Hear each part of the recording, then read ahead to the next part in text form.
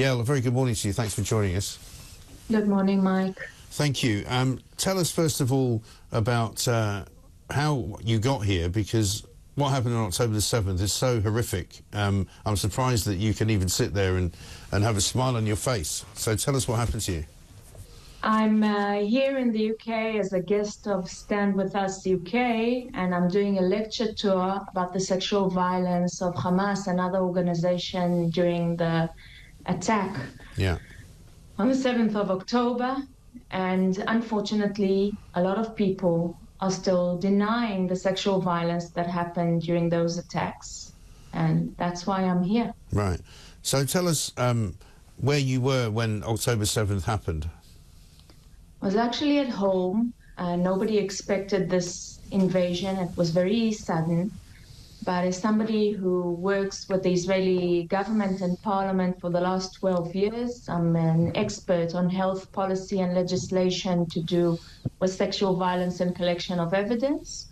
I was sort of called in to help, and that is what I've been doing for the last more than a year now. Shocking, more than a year. Right. And we know, for example, that many of the hostages that were first taken and then released, when they were released, they were pregnant. And many of them were traumatized, obviously, by the way that they had been treated. I don't have reports on pregnancies, but I do have reports of sexual violence by the Hamas guards and the people who held them. Right. And so, I mean, the people who have been released and the people that you have spoken to, what is the state of their current sort of lives at the moment? It depends. Some people have different reactions, but being captive is not a straightforward experience.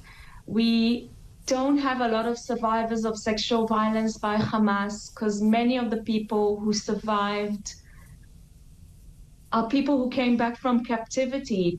People who were sexually assaulted, attacked, and raped, both women and men, on the 7th of October were executed. The Israeli government has now only 4 living survivors of these attacks, 3 women and 1 man, and other people were simply shot dead. And much of that, I suppose, would have been captured in one way, shape or form on camera, because one of the things that was terribly disturbing for me, I've witnessed and watched some of the stuff that was collected from the body cams, from the Hamas people that they were filming themselves, and it's pretty disturbing stuff. But I mean, it's very clear that what they were doing was some of the most barbarous acts that I think anyone's ever seen. Absolutely. They had body cameras, they documented themselves, they uploaded these videos online. They were not ashamed of themselves murdering women, children, civilians, the elderly, absolutely not. And they were not ashamed of raping people and took footage of them doing that. Also, they were captured by Israeli Defense Forces and are now supposed to stand trial. They are under arrest, and many of them were already investigated and said gladly and proudly that they raped. And were ordered to do so, right, by the Hamas kind of generals? They were told that there was no religious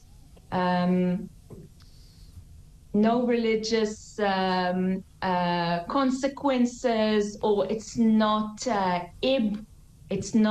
immoral to do it, and they were led to believe that it's part of their mission to kill, to document, and to rape. Shocking stuff. And what sort of reaction do you get when you talk about these things to people? I mean, do you find that a lot of people who were sceptical are no longer sceptical? I think it depends on political views. I think sometimes people are not presented with the whole pictures. They're not presented with the facts. They listen to the very, very extreme media. They only watch TikTok. They don't know what the situation really is.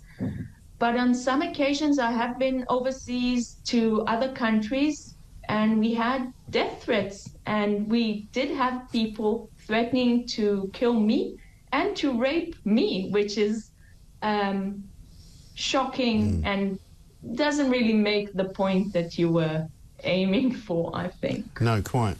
And when you see some of these activists and demonstrations in London, in Paris, in various other European cities, pro-Palestinian, in some cases pro-Hamas demonstrations, how does that make you feel?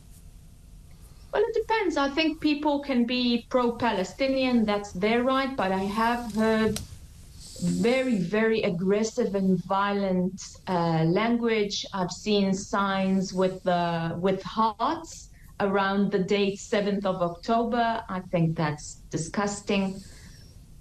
Yeah. More than 1,000 civilians were murdered. It was unprovoked. It was on the holy day. People at 6:30 in the morning on the holy day were in their beds when they were attacked.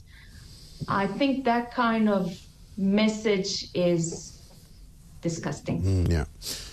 Listen, it's been great to talk to you, Yael. Thank you very much indeed, Yael Sherer. Thank you. And thank you for doing what you do.